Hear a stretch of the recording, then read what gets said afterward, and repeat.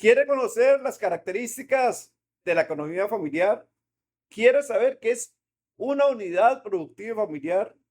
¿Quiere saber cómo incide esto en la economía de un barrio, de un pueblo, de un cantón o del país?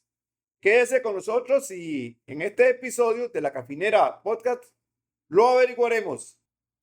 Bienvenidos amigos de la Canfinera Podcast. Este día vamos a abordar la segunda parte de la génesis de la pobreza con respecto a la economía del campesinado nuestro en Costa Rica. Bien, tal como lo indicaba Luis, en este episodio vamos a darle continuación al tema de la génesis de la pobreza.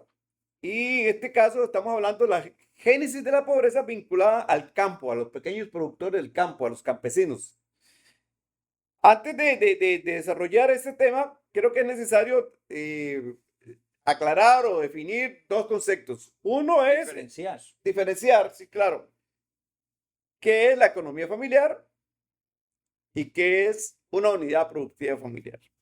Pues toda familia, independientemente de si está el papá o no está el papá, si es la mamá, los abuelos, pues es una unidad, es un núcleo familiar que debe tener ingresos, ya sea trabajando o teniendo un negocio propio, pero es una unidad que tiene ingresos y tiene egresos, gastos.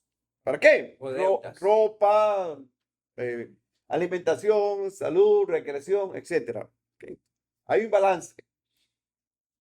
Igualmente sucede en el campo. El núcleo familiar, compuesto con papá, mamá o los que hayan, igualmente tienen una economía.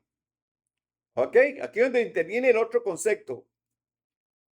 Unidad productiva familiar.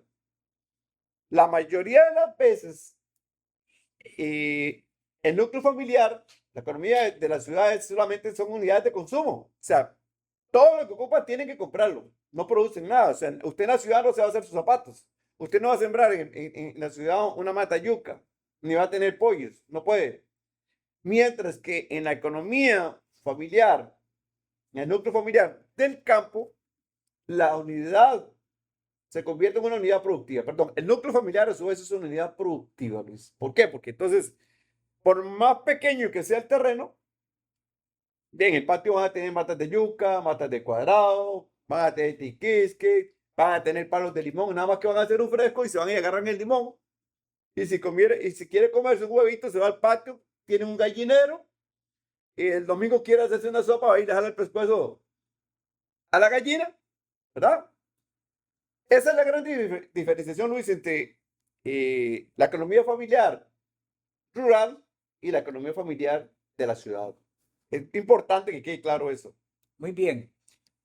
Sí digamos, sí está bien estructurado, Mateo, pero con las políticas que han venido gestionando los últimos 40 años de gobiernos, 40, 50 años, pero bueno, nosotros aportamos ahí a partir de 40 años donde están digamos, los datos más importantes de estudios donde nos generan los números donde nosotros podemos hacer una reflexión con elementos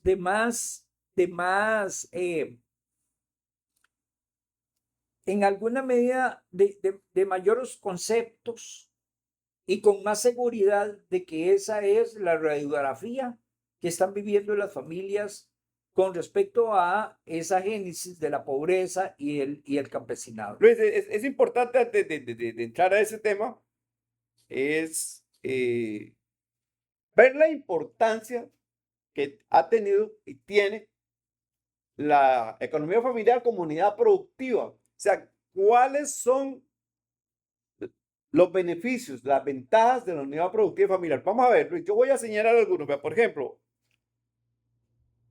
en una familia de campo, se me ocurre, tenemos unos cerdos en el patio, tienen unos cerdos. Y entonces, toda la familia se integra en torno a esa actividad. El que esté en la casa le toca que lavar el chiquero. El otro que llegó más tarde le da de comer. otros los bañan. Si tienen una vaca, uno va y le corta pasto. Los chiquillos van a ir a pasto y le llevan agua, le llevan de comer. Si tienen una gallina, a uno le toca que darle de comer, otro va a recoger. Entonces, todo el núcleo familiar se integra en torno a las diferentes actividades productivas, sea el chancho, la vaca, la yuca, lo que sea. Toda la familia se va a integrar en torno a esa unidad productiva. Ese es uno de los principales ventajas. El segundo es que la mayoría de los alimentos que va a consumir esa familia son alimentos sanos, libres de agroquímicos, porque normalmente las familias no usan agroquímicos en la producción porque es a baja escala. Entonces, y eso es salud preventiva, porque si usted no come el repollo que le han echado agroquímicos, usted no está expuesto a cáncer y enfermedades, ¿verdad?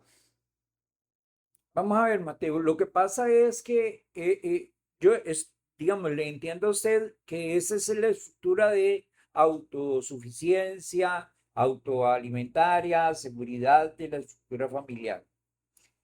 Pero la pregunta es, ¿cuántas familias de esas quedan en Costa Rica? Hacia ahí vamos, Luis. Al final, Exacto. al final Entonces, vamos, cuando al yo final vamos a ver empiezo- eso. Cuando yo empiezo a hacerme esas preguntas, entonces no todas las familias tienen esa estructura y las que quedan son muy pocas. Luis, es que lo que estamos hablando es que esa era la Bueno, economía que ok, teníamos. ese es el modelo adecuado. ese era. Ese es el modelo que hizo grande, digamos, y que hizo desarrollar la economía en Costa Rica. Y no solamente, otra de las ventajas de la estructura familiar es que muchas veces producían excedentes. ¿Qué significa eso? Es que yo siembro una manzana de maíz, pues la familia no se va a comer todo el maíz. Entonces ellos iban al mercado y vendían los elotes o el maíz en grano, lo vendía al CNP y eso les generaba ingresos, excedentes. Entonces no solamente comían sano, no solamente la familia se integraba en todas las actividades, sino que además de eso les generaba ingresos. Los hacía, como usted dijo, independientes, autosuficientes. Eso es uno de las ventajas.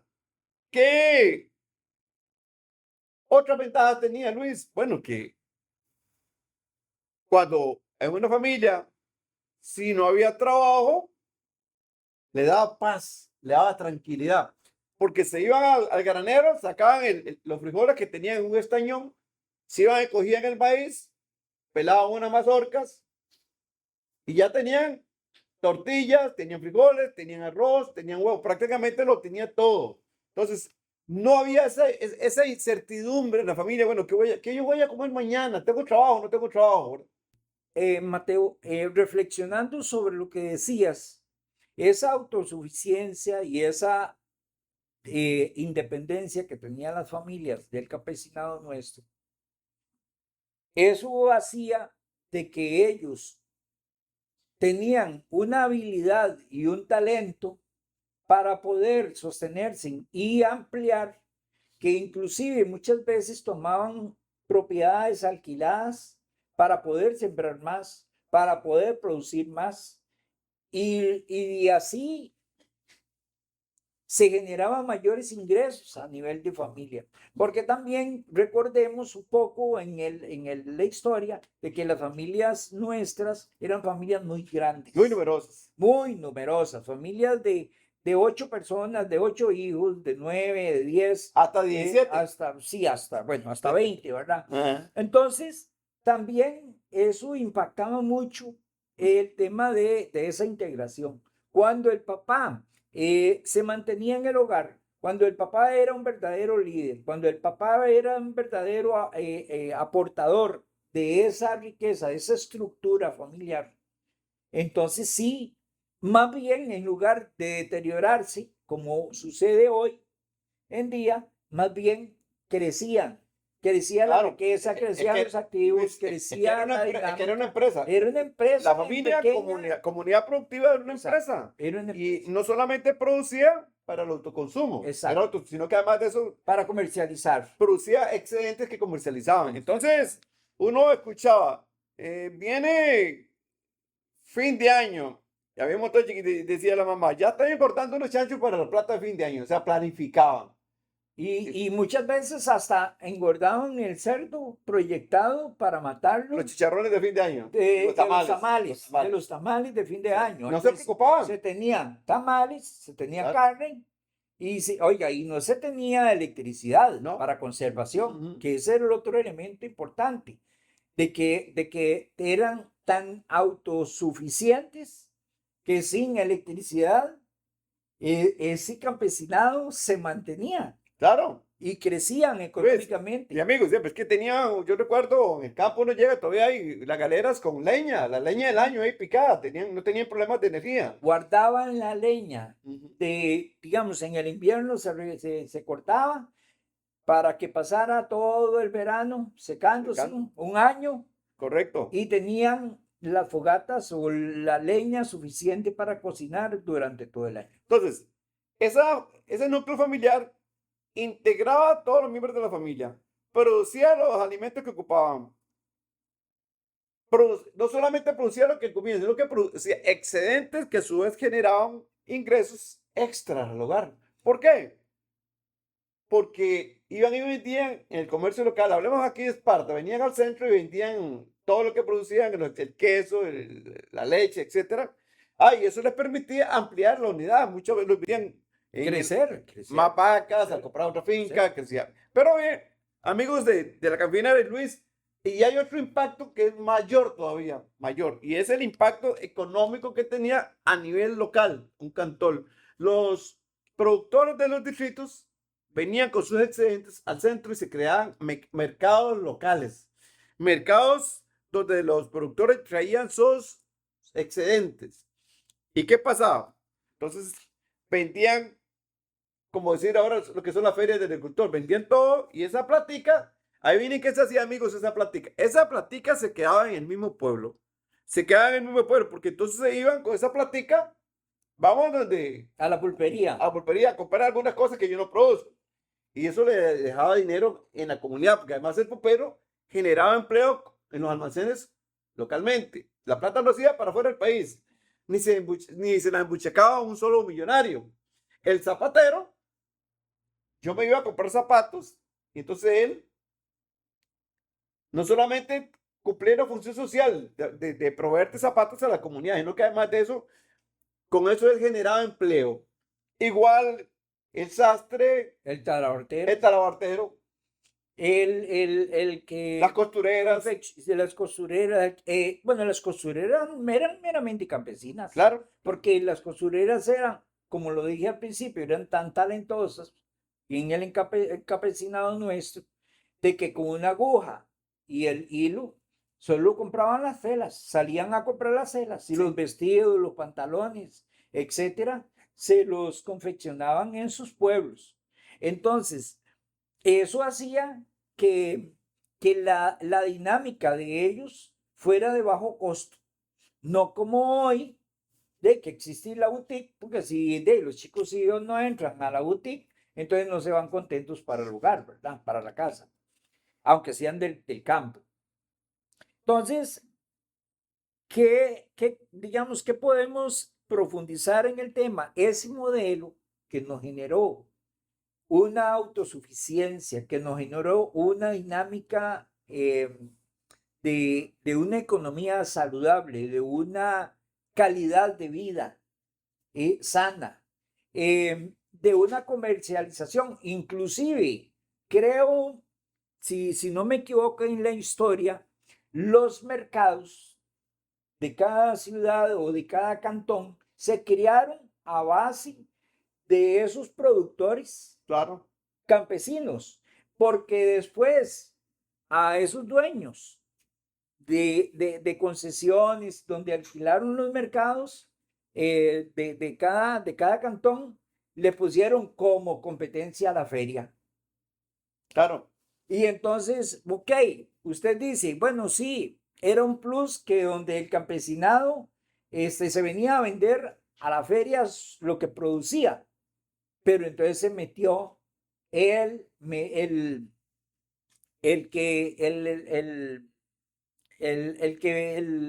¿cómo se llama? El mediador, intermediario. intermediario, el intermediario que le compraba para que el agricultor no saliera, no sacara el producto, él asumía esos Luis, costos hay, y hay otro tema, es que este modelo, como le llama usted, era, en economía se le llama economía circular, porque entonces, y es complementaria, porque entonces lo que yo no produzco como campesino, lo produce el hombre de la ciudad, el artesano, y lo que no produce el artesano, lo producía el campesino.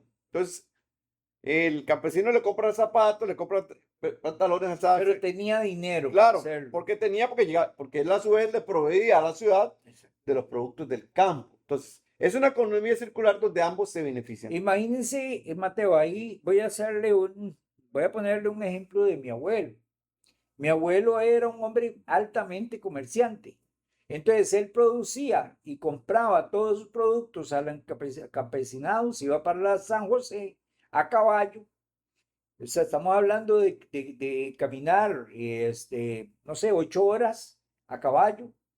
Llevaba todos sus productos con 3, 4 caballos y cuando venía para el pueblo venía con telas, venía con hilos, venían con todos los artículos necesarios que el pueblo necesitaba Complementariedad se llama. para, exacto, para complementar de que no todo el pueblo tenía que salir a la ciudad. Claro, claro, claro. Entonces, imagínense que los costos operativos, los costos para tener ropa, minimizaban. Claro, Luis. Entonces aquí, y amigos de la cafinera, aquí surge una pregunta. ¿Qué pasó? ¿Por qué se acabó eso? Bueno, no se acabó. ¿Por qué lo acabaron?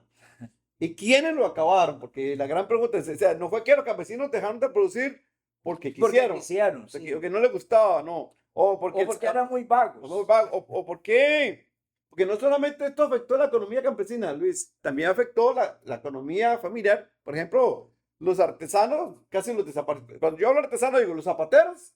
Ya nadie compra zapatos porque estamos inundados la industria del zapato. Las panaderías que abundaban, ahora no, porque ahora aparecen marcas como Musmani y otras grandes, la Selecta, que traen incluso importados. Todo eso ha hecho que los pequeños productores, tanto del campo como de la ciudad, hayan perdido espacios. Ese tipo de competencia que usted decía, esas grandes importaciones. Entonces, ¿qué hizo que esto desapareciera? Para responder a esto, tenemos que irnos a inicio de la década de los 80, cuando en el gobierno de Luis Alberto Monge se comenzó a hablar. Bueno, 74, 78. No, no, Luis Alberto Monge fue 82, 86, 86. Sí, sí. Se comenzó a hablar de ajuste estructural. Exacto. El primer ajuste. Programas de ajuste estructural. ¿Qué es eso para los que no están viendo? Un ajuste estructural es modificar las estructuras productivas de un país, eso es lo que se buscaba. Entonces se propuso y se ejecutó, porque no solo fue una propuesta que se iba a pasar de un modelo donde producíamos lo que nos comíamos a un modelo donde importábamos todo lo que necesitábamos. Pero hay algún elemento importante que también tenían como lema ese gobierno. Volver a la tierra. Volvamos a la tierra. Pero en cajón. Por eso. Entonces, volvamos a la tierra, pero en el ataúd. En el ataúd. Claro, pues fue el entierro de los campesinos. Porque fue el entierro de toda esa estructura circular familiar, económicamente hablando, sostenible y autosuficiente. Claro. Entonces, ¿cómo era eso de meter los programas de ajuste estructural, que era un programa importado, o sea, era un programa fueron impuesto por el Fondo Monetario, por el Banco Fondo Mundial. Monetario Claro. Internacional? Número uno, ¿verdad? Y número dos, que fue progresivo. Ah, obvio. Porque, digamos, fue por etapas. Como dice, vamos a meterle, primero, no sé, la cuchilla se la vamos a meter solo, digamos, un suavecito, a que no le duela mucho. Vamos a pinchar, ¿verdad? Y luego le metemos la aguja enorme o la grande. Con el veneno. Ya con la inoculación. Claro. Entonces, en esa digamos, discrepancia de lemas, o sea, por un lado, aprobaban legislación para ajustarse a los programas de ajuste estructural que imponía el Fondo Monetario Internacional. Muy importante, Luis. Usted acaba de decir eso. Los imponía el Fondo Monetario y el Banco Mundial. A Pero cambio ¿quiénes, sí, de... pero ¿quiénes estaban detrás del fondo? por Las supuesto. grandes transnacionales Ok. agrícolas, grandes transnacionales, Pero no los solamente grandes productores. estamos de acuerdo, Mateo. Las grandes, eso estamos completamente claros y creo que el pueblo de Costa Rica, conociendo y el nivel académico que tiene, saben que eso Sí, porque en el impuesto. primer episodio dijimos que se da lo que se llamó la Revolución Verde. Entonces Exacto. los grandes productores agrícolas de Estados Unidos y Europa tenían enormes excedentes de granos. Productivos. Entonces ellos necesitaban colocarlos fuera de sus países, pero oye, primero había que arruinar a los productores locales. Pero también entonces ahí era donde yo iba a mencionar la doble moral que generaban nuestros gobernantes en el sentido, por un lado nos decían, volvamos a la tierra Por otro tierra, lado, apuñaleaban al y por campesinado. otro lado los cercenaban de acciones, le ponían los productos agroquímicos más caros, no les permitían No, venderle a nadie más. No fue que se lo pusieron más caro, es que, por ejemplo, una de las empresas claves y estratégicas del sector agrícola en nuestro país era Fertica, fertilizantes. Bueno, ¿Y qué hicieron? La quebraron es que, y la vendieron a precios de remate. pero es que el modelo de los programas de ajuste estructural era debilitar Claro, el modelo que Costa lo Rica desmantelaron. tenía, que era digamos, el modelo de Estado. O sea, vamos a ver, nosotros teníamos Fertica, Consejo teníamos Nacional de la el Consejo Producción, de el Producción, Ministerio de el Agricultura y Ganadería. Ministerio de Agricultura y Ganadería, teníamos el Instituto de la Pesca, el INCOPES, El INTA, Instituto de Tecnología Agrícola. el INCOP, teníamos INCOP. el tren. Entonces, se robaron un banco. Cementos del Pacífico. Cementos del Pacífico era del Estado. O sea, todas eran empresas estratégicas. Eran empresas que le producían ingresos a los gobiernos Y le ayudaban al y productor. le ayudaban no solo al productor, sino digamos, al desarrollo urbano también. Sí, porque eso se transfería esos beneficios a la población. Por supuesto, y luego venía la infraestructura, o sea, cuando se necesitaba cemento para construir y cuando empezaron a concesionar los ríos, de ahí, ¿a quién se los concesionaron? A los mismos políticos. Claro, y no, Luis, y ya hay que recordarle a los que nos ven que fueron 3 programas, 3 PAE 1, PAE 2 y 3. Sí. En el 3 ya comenzaron a vender, ya no solamente la parte agrícola, Por eso. a entregar las carreteras, los aeropuertos, los muelles, luego desmantelaron el MOP y entraron con el modelo de concesiones. Eso fue Miguel Ángel Rodríguez. Exacto. Pero hay un periodo de tiempo que se da, como vos lo señalabas, escalonadamente todos los ajustes. Comienza por allá con Luis Alberto Monge y va terminando como en 98. 2002. Con Miguel Ángel Rodríguez.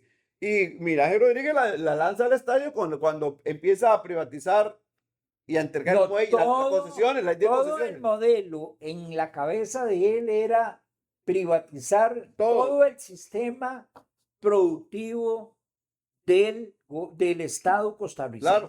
El Estado que nos dio la oportunidad a nosotros de, aún en el campo, Luis, ahora usted lo menciona, y fue precisamente el gobierno de Miguel Ángel Rodríguez que ya prácticamente no tenían que privatizar, y fue cuando se da el combo al ICE. Bueno, intentaron privatizar el ICE.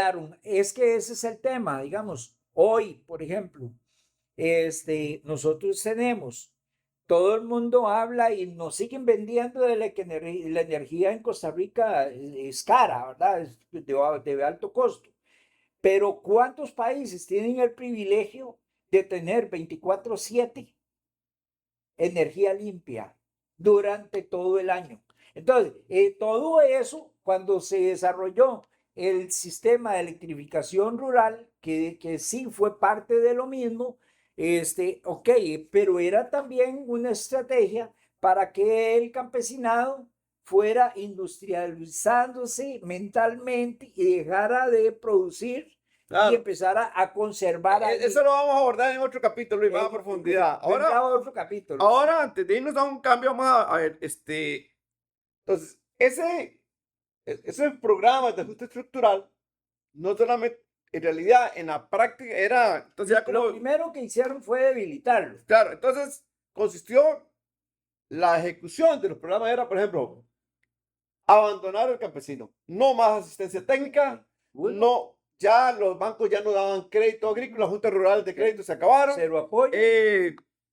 Aquellas empresas que favorecían, por ejemplo, Fertica la vendieron, Cementos del Pacífico que producía cemento para que construyeran casas baratas, lo desaparecieron. el INBO.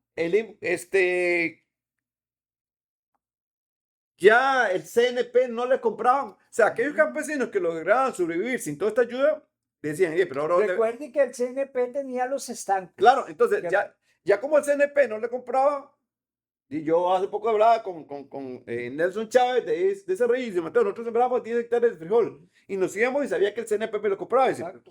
ahora, a pesar de que no nos dan asistencia técnica, me dice él, seguíamos produciendo, pero llegaba un momento que no teníamos dónde venderlo porque el CNP no me lo compraba. Y el gran supermercado no me compraba porque estaba importando frijoles a precios baratísimos. Entonces, lo reventaron. Ok. Lo reventaron. Pero también en ese proceso, Mateo, también entraron los monopolios Claro. privados. O sea, decían que había que romper los monopolios del Estado Para dárselo a otro monopolio. para dárselos a otros monopolios. Y más cerrado. Y más cerrados. Y privado. ¿Por qué? Porque era privado, era la riqueza que estaba generando el país. Y dentro de las riquezas que genera, estimados seguidores y amigos y amigas, esa producción y la riqueza que genera un país, la más rica riqueza de un país es la mano de obra. Para que tengan una idea, amigos, si aquí habían 10,000 productores de frijoles, imagínense un pueblito donde haya 4 o 5 de los 5,000 distritos que hay en Costa Rica, todos produciendo frijoles. Y que esa riqueza quedaba en los cantones, como decíamos, en la economía circular. Sí. Pero ahora ya no, ahora hay 3, 4 grandes importadores de frijol, 3, 4 que traen miles de toneladas. No, es más, se lo reparten. Uno el frijol, otro el arroz, Claro, y otro el entonces maíz. ahora esa riqueza se la echa en la bolsa a uno solo. Es lo mismo que pasó con las medicinas. O sea, entonces, cuando los importadores empezaron y luego empezó el otro modelo, ok, yo, el empresario, yo el que pongo el dinero, yo el que necesito que usted gobierne en lugar, porque yo me voy a dedicar a mi empresa, yo le voy a financiar su carrera política. Lo voy a hacer diputado. Yo lo convierto en presidente. Yo lo convierto en ministro, yo lo convierto en Chompipe, en tigre o jaguar. exacto, lo que usted quiera hacer. lo que usted quiera. Pero en un animal usted tenía que convertirse en devorador. Pero va a gobernar del para sistema, mí. Pero va a gobernar. Un devorador del sistema. Claro. Para que usted se devore al campesinado, se devore.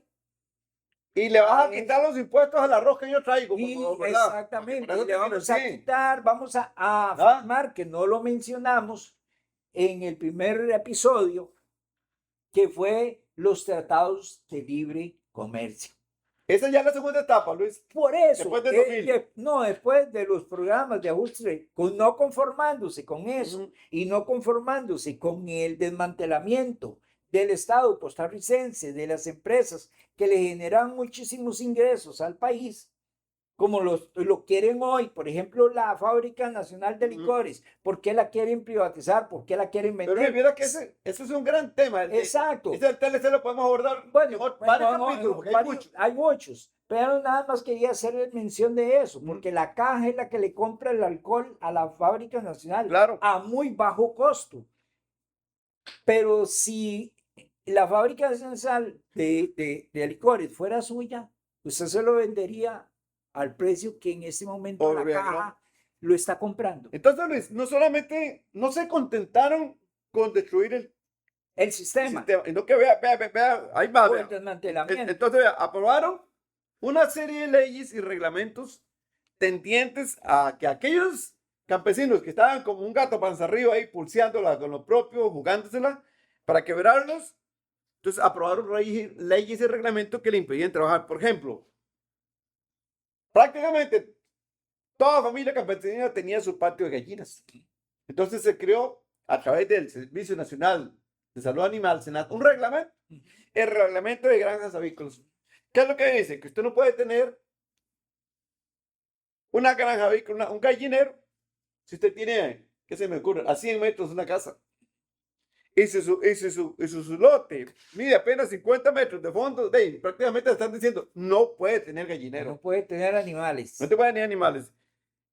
Y usted dice, ¿y cuál es la idea de que yo no pueda tener gallinas? Que se lo vaya a comprar el gran productor de huevos. Bueno, ok, entonces la gran granja avícola. entonces ahí se inventaron el plan de parcelas, de empezar a repartir parcelas. Y sí, eran parcelas de 2 hectáreas, o sea, 2 manzanas y media, 3 manzanas. Pero era suficiente 2 manzanas para que se sostuviera una familia de 5, 6 o 7 miembros. Entonces, vea cómo hacían cosas, porque repartían tierra, pero a la vez le quitaban, por otro lado, la autonomía de la familia. Igual pasó con los que producían cerdos. Usted tenía 20 cerdos, los engordaba, cada semana se los sacaba. Ahora ya no puede. No. Usted tiene que tener, si usted va a hacer eso en el campo, un médico veterinario, un regente que vaya cada mes a revisar todo y pagarle el ciento y resto de miles que un campesino no puede hacer. No, además de eso, tener todo un sistema para ver a ver qué haces con la gallinaza, para ver qué haces con la cerdaza, para las aguas residuales. Las aguas residuales, con qué agua vas a utilizar para construir pozos. Entonces ya ahora para construir usted un pozo, además del costo, ¿verdad? Entonces ese costo que se elevó a millones, resulta que era el que sostenía esa cantidad de autosuficiencia de granjitas. Es más, que cuando usted menciona granjas avícolas, no eran granjas avícolas de 10,000 aves. No, eran granjas de galerones de 1,000. Sí, pequeñas. Ok, ahí empiezan los pequeños avicultores, los pequeños Pero vea qué interesante. No, Luis, no fueron pequeños. Cuando se dan estos procesos, cuando arruinan a la mayoría de productores y a los que tenían sus gallinitas, apareció Pipasa. Qué casualidad. Apareció Pipasa como la primera gran empresa productora de carne. Exacto. O sea, prácticamente Pipasa vino a sustituir a los miles y miles de pequeños productores. Entonces, ¿qué dijimos al principio o en el proceso anterior, digamos, de este episodio? Que estaban monopolizando. Claro. Monopolios privados. Eso sí podía. Entonces, resulta que reflexionemos de que habían 1,000 productores. Ok, 1,000 familias. Desaparecieron las 1,000 familias y aparece un solo dueño. Monopolio privado. Un monopolio privado. Después. A ver, Luis, y para garantizar que Pipasa no perdiera, SENASA y el Ministerio de Salud se iba a los agricultores a clausurarle. Por eso. Lo perseguían. Es que eso es lo El Estado al servicio de un monopolio. Ok, ahí es donde nosotros decimos, generaron pobreza. Claro. Ok. Y no es que obvio. no existía, porque pobreza siempre ha existido. Pero no hay que confundir la sencillez que se vive en el campo con la pobreza, porque un campesino que tiene comida, arroz, frijoles, leche y tiene todo lo que ocupa, tiene los alimentos básicos. Sí, eso no se puede considerar pobreza. Es sencillez. Pobres que no tienen que comer y dormir. Tienen sus limitantes, claro, ¿verdad? Tienen sus limitantes. Vivían mejor que la ciudad. No en extrema pobreza como lo tenemos ahora, que hay familias que no tienen una alimentación al día. Así es, Luis. Y lo mismo pasó con las lecherías. Entonces, eran miles y miles y miles de productores El que menos tenía tres vaquitas, le jalaba las teticas a la vaca, la leche del consumo, tenía el queso, la natilla, la cuajada, todo. ¿Y qué pasó? Se aprobaron leyes para que un gran monopolio que hay en el país, que se llama Dos Pinos, sea el proveedor del hogar. Entonces ahora, ya no puede tener vacas ahí porque tiene que tener un médico veterinario. Ya no puede vender la leche por la calle porque Senasa se la decomisa. Ya no puede vender queso porque dice que va a intoxicar a Ya la no gente. puede vender huevos. Ya no puede vender huevos. Ya no puede matar el cerdo para comérselo. O sea, la idea es amarrarle las manos al pequeño productor, al campesino, a la familia. Esa unidad familiar le hicieron así. Lo decapitaron, porque eso fue lo que hicieron. Al no, Desaparecerlos. al no permitirles Nada de eso. producir nada lo que se va a comer, los decapitaron. Y entonces que ahí fue donde vino la migración. Claro, y los obligaron. Dice, bueno, yo estoy aquí en Peñablanca de Esparta, una tierra que es increíblemente generosa para los frijoles, pero ya no puedo vender. Tengo 80 hectáreas, tenía vacas, ya no puedo producir, no me dejan. Ya no puedo tener gallinas porque me las decomisan, no puedo vender queso. Ya que lo que hicieron, condenarlos o se quedaban ahí a morirse de hambre o bajar, venirse a la ciudad a buscar vida. ¿La encontraron, Luis? Bueno, lamentablemente lo que encontraron fue venir, dejar esas tierras, muchas, ya los viejos, los abuelos morían, entonces heredaban, ya los herederos perdían la identidad. Claro, pues eran otras generaciones. Entonces eran otra generación. Al perder identidad y perder ese sentimiento de pertenencia a el sistema que nos dio a nosotros las bases para ser el tipo de personas que somos, entonces tuvimos que emigrar.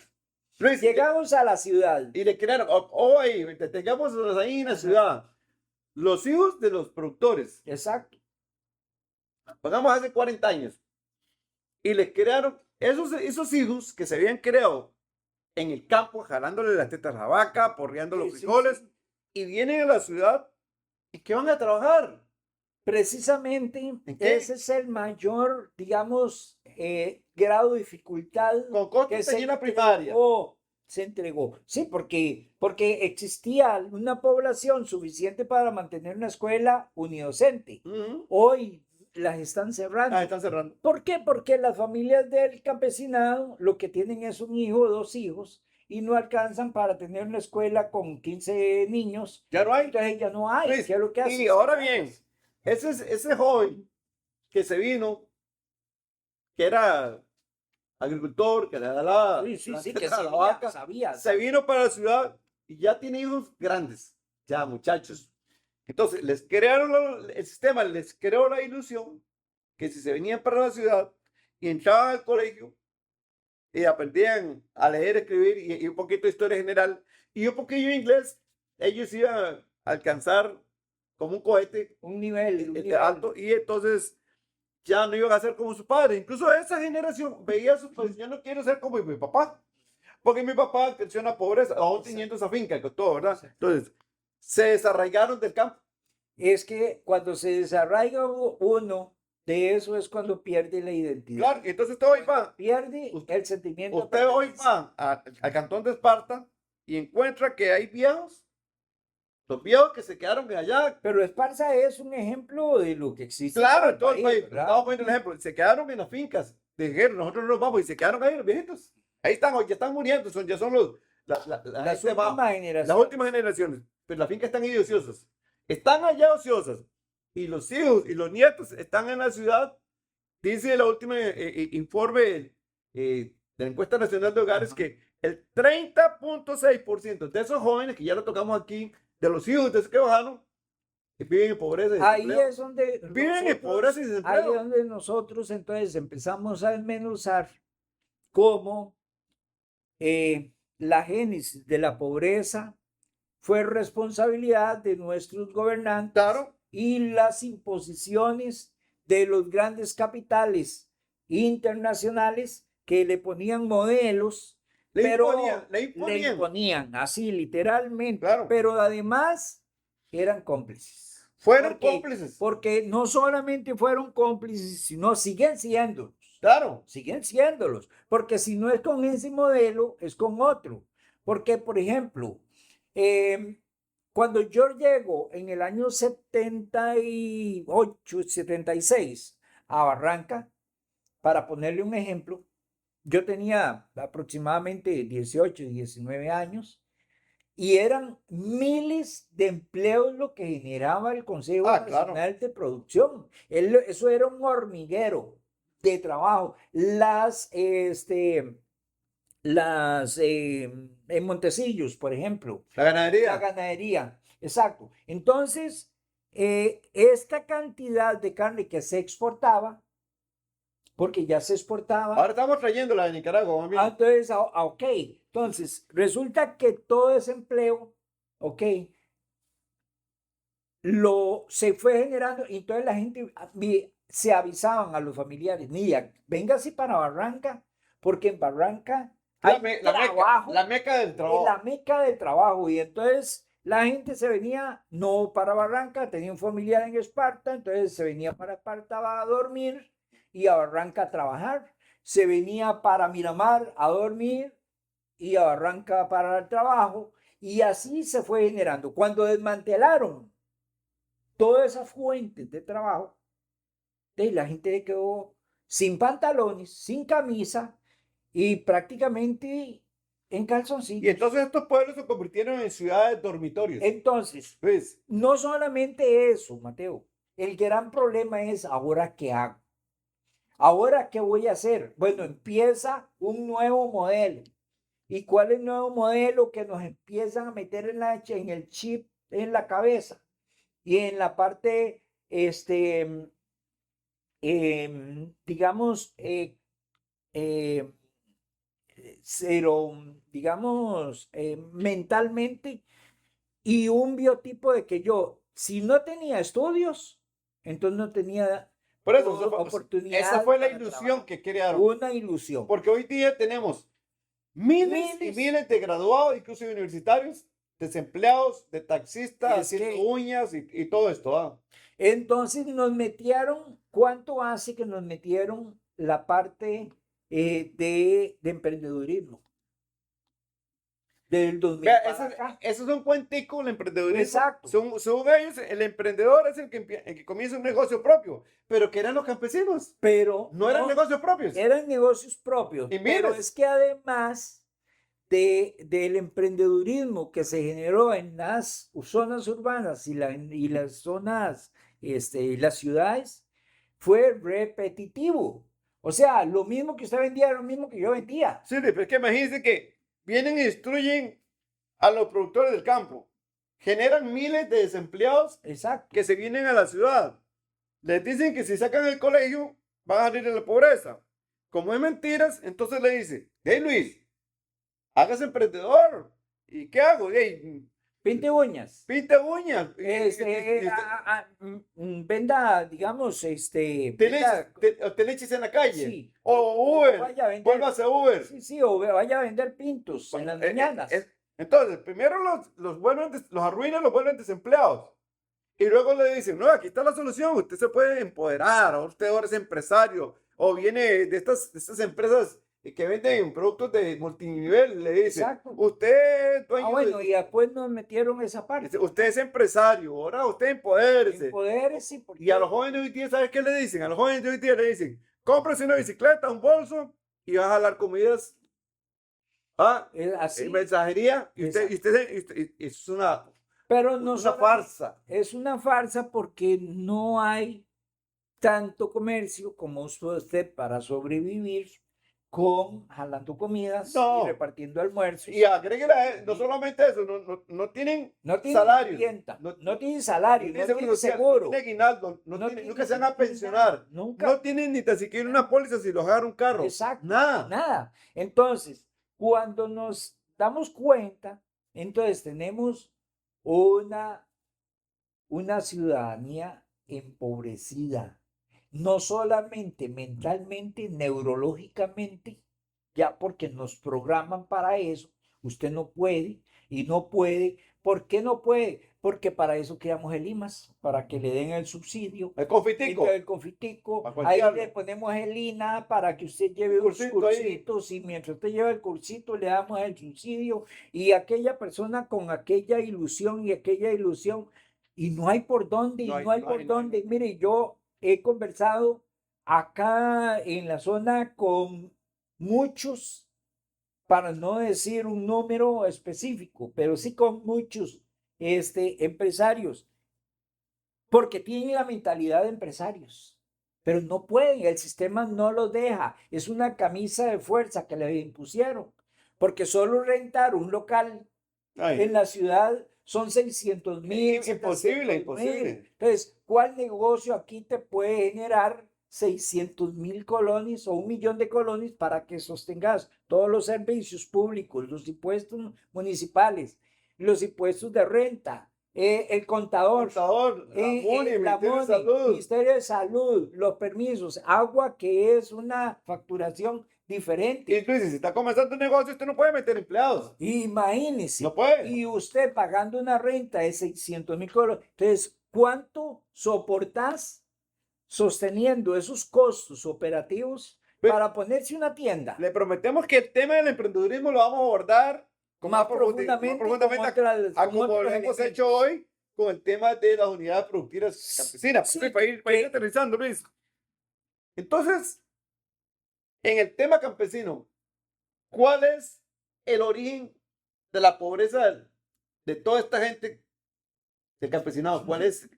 De ahí, ¿Dónde estaría? la conclusión es el sistema impuesto internacional con todos los programas Ajuste. de los entes mundiales, como el Banco Mundial, como el Fondo Monetario Internacional, como el Banco Interamericano de Desarrollo, como el BIESA, donde le dan el confitito al país, nosotros le financiamos la carretera. Nosotros sí, pero usted le pueden decir, Luis, a usted le llegan y le dice, vea, Luis, tienes ahí el puente del Barranca, puede que se quiebre, pero nosotros le vamos a dar una póliza, ¿usted se tiraría? No, ¿a qué no?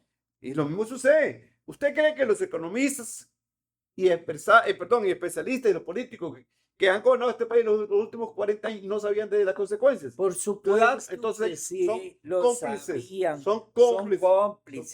Totalmente de acuerdo, pero además de ser cómplices son corruptos, Claro, porque se metió el cáncer, se metió el comején de claro, la corrupción. cuando se privatizaron todas estas empresas, quedaron en manos de la mayoría de esos políticos. Eso es igual como cuando se creó la ley de protección al trabajador con Miguel Ángel Rodríguez. Entre comillas, protección. Entre comillas, Sí. protección. Era desmantelar algunos derechos y algunas garantías de los trabajadores. Y crean grandes fondos de inversión. Fondos de inversión que después desaparecieron, Claro. que después se los robaban, que después, ahora primero iniciaron como que cuando usted tiene derecho a la pensión, entonces le damos todo lo que usted... Ahora ya no. Ahora resulta que se lo damos a 10 años. 15 años, de ahí van. Y no es transferible. O sea, de que usted se muere y si usted solo, claro, se lo deja el fondo. Entonces es muy entonces ¿cómo, para cerrar mi participación en ese tema, cómo los políticos, cómo desmantelaron, destructuraron, descabezaron toda esta economía circular campesina autosuficiente y cómo nos llevaron a las miserias, la situación actual, a la situación que estamos viviendo? Claro. Sí, rescatar eso, Luis, muy importante, amigos de la caminera. A la cosa hay que llamarla por su nombre. Es que no y en este caso hay que poner responsables. Uno, los organismos financieros, Banco Mundial, Fondo Monetario y otros que representan los intereses de las grandes transnacionales de países europeos y Estados Unidos, los grandes capitalistas, vienen a países como el nuestro y aquí encuentran serviles, vasallos, que ellos los financian, los grandes empresarios, y entonces eso viene a ejecutar como buen siervo lo que les dicen. Resultado, pobreza, desempleo y todos los males sociales que han atacado a este país. Y vea, veíamos un día de estos en el último estado de la educación, que Que eso es otro tema. Es otro tema. Cuando... El 50% de los jóvenes mayores de 25 años no tienen ni secundaria. ¿Y por qué no tienen secundaria? Seguro dicen, ¿para qué voy a estudiar? En primer lugar, tienen que ir a trabajar, ayudar a la familia, y no le alcanza el tiempo para estudiar. Segundo lugar, dice, ¿para qué voy a estudiar si no voy a conseguir trabajo? Y ya tienen que trabajar los dos para poder sostener Claro. los gastos familiares. Y endeudarse los dos también. Y endeudarse los dos. Entonces ya, o sea, eso significa que el costarricense, viendo hacia más allá, dice, no, es que aquí nada vale estudiar, aquí no hay posibilidades, ¿cómo vamos a salir de esto? Hay una incertidumbre. Y aquí es para aterrizar, y aquí es donde son presas de esa fauna política, porque entonces vienen y le prometen cielo y tierra, ¿cómo dicen? El toro y el moro, y le dicen que usted va a ser rico, que usted va a ser empresario. Pero también, Mateo, ahí es donde vino entonces el tráfico de órganos, el tráfico de mujeres, hay más secuelas, el tráfico de drogas. Entonces, todo. Nada más páseme un paquete, lléveme este paquete de aquí, del punto A al punto B, y usted se gana tanto en una noche. Y entonces ya, muy amigos, ya para despedir, y entonces vienen y nos dicen, nos hacen un circo en los medios de comunicación, en la Asamblea Legislativa, en los poderes, como si en realidad todas esas élites políticas estuvieran peleando, como si estuvieran aliados. Y en realidad son aliados. Son los que gobiernan. Los medios de comunicación le dijeron a este país, este es el camino correcto. Y entonces a la gente ahí se la lleva. Precisamente ese es el objetivo de la Canfinera. Y la Canfinera nace con el objetivo de que usted conozca de primera mano. Primero las raíces. ¿Cuáles son? Esa palabra, las raíces de estos males, lo que usted la queja, la pobreza. Síganos en los próximos episodios y verdad, usted se va a dar cuenta cuál es la verdadera causa de la pobreza y entonces usted podrá tomar la decisión acertada. Las próximas elecciones, ¿verdad? Muy interesante lo que viene, amigos de la Canfinera Podcast. De verdad, un gusto haberlos, haber desarrollado, desmenuzado este tema, haberles dejado contenidos para que ustedes puedan sacar sus propias conclusiones, sus propias reflexiones. Y todo lo que hemos hablado está respaldado con estudios técnicos.